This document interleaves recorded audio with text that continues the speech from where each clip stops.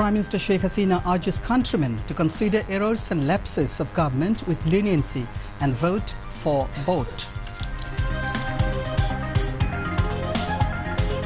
Prime Minister Sheikh Hasina pledges to fulfill aspirations of new generation as she exchanges view with people of Bandarban and Kishorganj through video conference. BNP announces election manifesto prior to 11th Parliament election.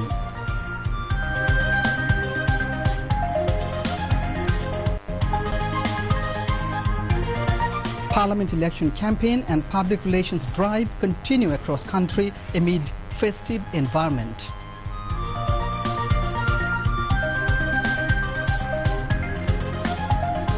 BNP chairperson rendered unfit to contest election as High Court rejects writ petition on issue. Security Council considering steps against Myanmar to pressurize country work with UN in Rohingya issue. And away in Perth, Australia level test series 1-all, beating India by 146 runs in second test. Assalamu alaikum. This is news at 10 on BTV, BTV World and BTV Chattogram Centre. I am Shahid Hassan, welcoming you all. And I'm Rafiz Imtiaz. With you've just heard the headlines. We will present details of those and other stories.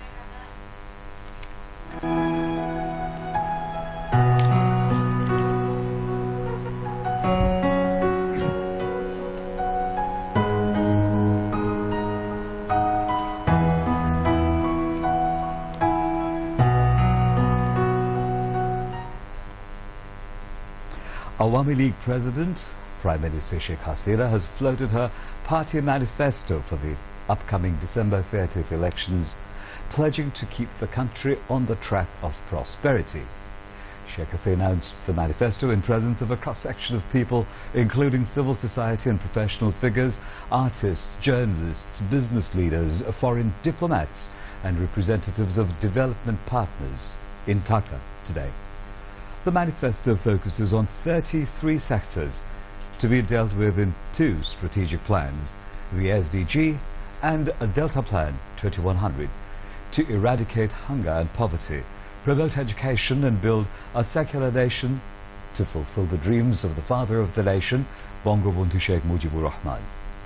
The manifesto selected Samriddhir Agrojatraye Bangladesh, Road to Prosperous Bangladesh, as the slogan for her party ahead of the 11th parliamentary elections, while Sheikh Hasina said the manifesto sought to continue the long-term action plans of her government. She said the action plans were prepared in an implementable manner. Sheikh Hasina urged the countrymen to see the errors and lapses of her government with a lenient view and cast their votes in favour of Awami League in the coming election. In the manifesto, Sheikh Hasina highlighted the successes of her government over the last 10 years and focused on the future plans to be executed in the areas of social, economic, political and cultural sectors to build a prosperous country. Sheikh Hasina said her government would work for strengthening democracy, electoral process and the parliament, as well as Human Rights Commission, Anti-Corruption Commission, mass media and the judiciary. Sheikh Hasina said if voted to power again, the scope for effectively getting the shelter and assistance of law for each and every citizen would be ensured, upholding the independence of the judiciary.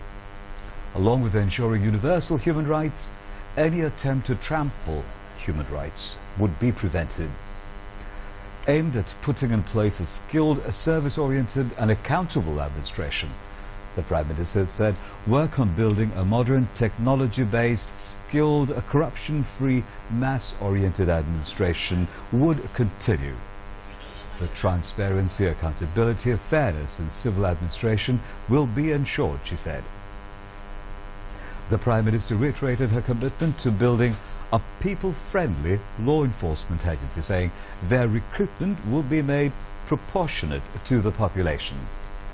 Sheikh Hasina said if elected, her government would continue to pursue the zero-tolerance policy against militancy and drugs The party would also undertake zero-tolerance policy against corruption. As part of a comprehensive anti-graft campaign, she said the Anti-Corruption Commission will be strengthened, public awareness programs will be taken up, and ICT will be used to check corruption. Sheikh Hasina said as part of the government's policy to people's empowerment, the government would empower further the local government bodies with more financial and administrative authority. Sheikh Hasina said for employment, mills and factories would be built at Zilla, Upazilla levels. Internet and modern technology will be taken to all parts of the country, while infrastructure for healthy entertainment and sports will be built. Prime Minister and Awami League President Sheikh Hasina pledged to fulfill the new voters' expectations with Bangladesh and advance the country further by helping flourish their talents. The government wants to materialize the dreams and expectations of the new generations and new voters, she said. The Prime Minister was addressing public rallies in Bandurban and Kishorganj through video conferencing from her Shudha Shodan residence at Dhanmondi. This was in the capital this afternoon. Describing the new generation as very intelligent, the Awami League president said it was her party's commitment to building a beautiful future for them. The Prime Minister said the Awami League in its election manifesto had placed utmost importance on the youth, as they are the country's strength and they will bring prosperity to Bangladesh. Seeking votes from the countrymen for the Awami League in the upcoming national election, Sheikh Hasina said there was a relation between the boat, the election symbol of the party, and the nature of Bangladesh. The Premier said it's clearly seen that true development takes place in the country when the people vote for boat and Awami League forms the government. The touch of development reaches the common people when Awami League is elected. While addressing the rally in Kishorganj, Sheikh Hasina said 10 upazillas of the district had been brought under full electricity coverage, and the power connections will be given to the entire areas of the remaining 3 upazillas very soon. She said her government had taken steps for development of the Howrah and Bower, the massive water bodies of the district, so that the people do not suffer there. The Awami League president urged the leaders and workers of Awami League in Kishorganj to work for victory of a former party general secretary Syed Ashraful Islam, who is now undergoing treatment abroad, and to pray for his recovery. Awami League and Mahajot candidates, as well as local leaders, spoke at the rallies.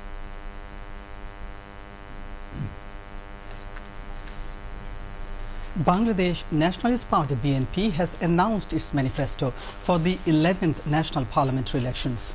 BNP Secretary General Mirza Fakhrul Islam Alamgir announced the manifesto in Dhaka today. 19 points included democracy, rule of law, justice and freedom of expression are mentioned in the manifesto. It is inscribed in the manifesto that if the BNP voted to power, will constitute an upper house involving persons of different professionals. It is also mentioned in the manifesto that the GDP will be raised at 11% if BNP come to power. Members of BNP Standing Committee, Dr. Moin Khan, Nazrul Islam and Amir Khosrow Mahmood Chaudhry were present on the occasion. Chief Election Commissioner K.M. Nurul Huda has directed the officials of 3 hill districts to carry out their election duties with neutrality and professionalism. He was addressing a view exchange meeting with members of the law enforcing agencies and election officials at Rangamati today. Election Commissioner Brigadier General Retired Shahadat Hussain, Chattogram Divisional Commissioner Abdul Mannan, high officials of Bangladesh Army and other law enforcing agencies of the 3 hill districts and officials concerned attended the meeting. The CC hoped that the upcoming general election will be held in a free, fair and credible manner in the hilly areas as other parts of the country. A total of 1,016 platoon of Border Guard Bangladesh BGB have been deployed across the country to maintain the law and order situation ahead of upcoming general election. The Public Relations Department of BGB has informed that according to the direction of Election Commission, BGB along with police and other law enforcing agencies will perform their duties to maintain peaceful election environment and ensure public safety. Awami League General Secretary Obadul Kader has termed Worker Front's election manifesto declaration of keeping the trial of war criminals going as the biggest joke of the year. He made the comment replying to the newsman after a briefing at Choddogram in Kumilla today. He said BNP's election manifesto is unreal and imaginary, which will diffuse like balloons if the party goes to power. Obadul Kader said BNP used power taking it to be the peacock throne, looted people, created Hawa Bhavan, indulged in corruption and made the country world champion of corruption 5 times. The High Court today rejected a writ petition filed challenging the cancellation of BNP chairperson Khaleda Zia's candidature, barring her from contest the December 30 parliamentary elections from 3 constituencies. The one-member bench of Justice JBM Hassan passed the order. Attorney General Mahbub Alam said that Khaleda Zia won't be able to contest the elections as it is the final decision. On December 12, Chief Justice Syed Mahmood Hussain formed the one-member bench to hear the petition over BNP chairperson Khaleda Zia's candidature in all the 3 constituencies as the bench of Justice Syed Rifat Ahmed and Justice Muhammad Iqbal Kabir issued a split order on December 11. Now BTV's regular field report, People's Voice on politics and election.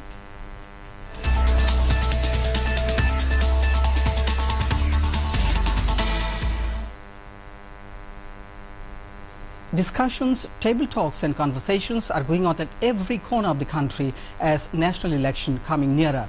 Mass people are discussing about the government's performance, development of localities and dreams and possibilities of future Bangladesh. Talking to BTV, few general people from Balapur village of North Sindhi district expressed their thoughts over the upcoming general election. One of them said they are in a good position now that before 10 years their locality was underdeveloped, no development plan was taken, even 1 kilometer road was not metalled. But now all the roads are metalled. A bridge has been built over the Baniar Canal, which was connected at least 20,000 inhabitants of surrounding localities. To continue the further development of his village, he wants to see pro-liberation force in the state power through the upcoming election. About the religious extremism, an elderly person said those who are bombing and killing innocent people for the sake of religion do not belong to any religion at all. They are truly unreligious and hypocrites. Everybody must not vote them in the election. Another young man said he wants a peaceful election. He said the development work over last 10 years was magnificent, and as a marginal income group person, he wants the continuation of such wonderful development work going on with peace and prosperity. And now international news.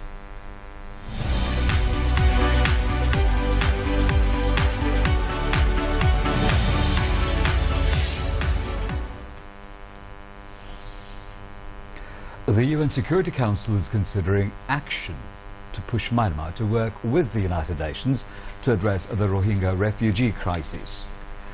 The United Kingdom has drafted a resolution on the issue. The draft resolution aims at putting a timeline on Myanmar, allowing the return of more than 7 lakh Rohingya refugees from Bangladesh, and addressing accountability. Meanwhile, in a joint statement, the United Nations Development Programme, UNDP, and United Nations High Commissioner for Refugees, UNHCR, announced that they had received the government go-ahead to develop community projects in Myanmar's Rakhine province and called on authorities to provide more effective access to those areas. The 2 UN agencies also said that they remained strongly committed to implementing the Tripartite Memorandum of Understanding with Myanmar authorities, signed in June, to support the creation of conditions for the voluntary, safe and dignified and sustainable return of the Rohingya refugees from Bangladesh. Russian interference in the 2016 United States presidential election on social media was more widespread than previously thought and included attempts to divide Americans by race and extreme ideology. This, according to reports by private experts released on Monday by US senators from both parties. The Russian government's internet research agency based in St. Petersburg, Russia, tried to manipulate US politics and said the reports by one social media analyst, New Knowledge, and the other by an Oxford University team working with analytical firm Graphica. The twin reports largely verified earlier findings by US intelligence agencies, but offered much more detail about Russian activity going back years that continues even now. For instance, one Russian troll firm tried to encourage US secessionist movements in California and Texas, the New Knowledge report said. Fighting between Yemeni pro-government forces and Houthi rebels in the city of Hodeidah has reportedly subsided after a ceasefire came into effect overnight. Skirmishes continued for several hours following the start of the UN broken truce at midnight, but locals now say it is relatively calm. UN envoy Martin Griffiths said the initiative seemed to be working so far. The battle for Hodeidah threatened the operation of its port, which is crucial to the delivery of aid supplies. Yemen has been devastated by a conflict that escalated in early 2015, where the Houthis seized control of much of the west of the country, including the capital Sana'a, and forced President Mansour Hadi to flee abroad. Alarmed by the rise of a group they saw as an Iranian proxy, Saudi Arabia and 8 other Arab states intervened in an attempt to restore the previous government. The government has honoured 178 business persons with commercially important person CIP cards for their outstanding contributions to the economy of the country in 2016. Of them, 137 received the cards in the export category, while 41 cards were awarded to the directors of FPCCI in the trade category as ex officio members. Commerce Minister Tufail Ahmed handed over the CIP cards to the business persons for their respective companies at a ceremony held at the TCP Conference Hall in the capital today. Commerce Secretary Mufizul Islam and FPCCI President Shafiul Islam Mohiuddin, among others, were present on the occasion. Tufail Ahmed said the country is progressing in all sectors. The government, run by pro-liberation forces, provided all kinds of supports to the businessmen. He said Bangladesh has flourished economically for outstanding contribution from the private sector. Renowned drama and film director Saidul Anam Tutul passed away at a hospital in the capital.